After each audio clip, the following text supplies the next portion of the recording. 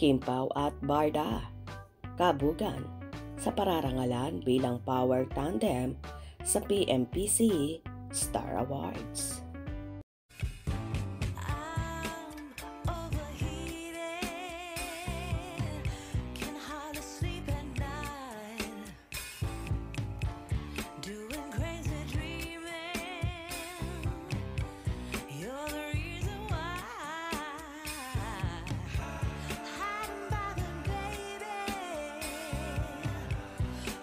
Tiyak kikiligin ng mga fanay ni Kim Chiu, Paolo Avellino, Barbie Fortesa at David Licauco.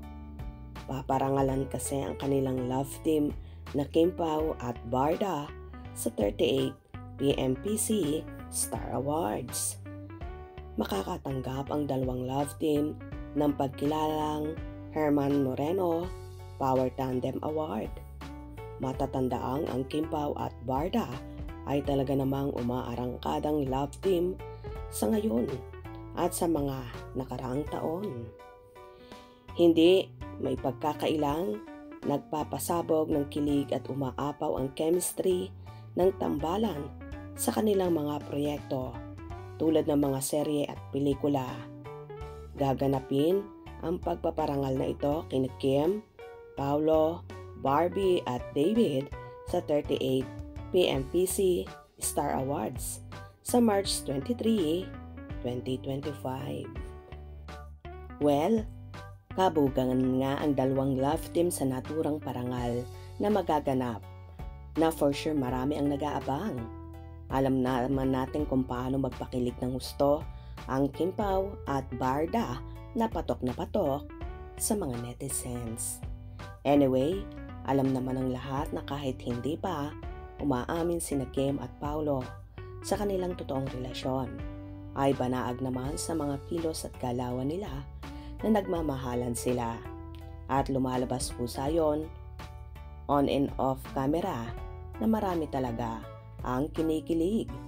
Lalo pat panay na panay ang pang-aalaska ng mga co-host ni Kimi sa It's Showtime sa Dalaga, kung saan napapaamin naman ang multimedia idol.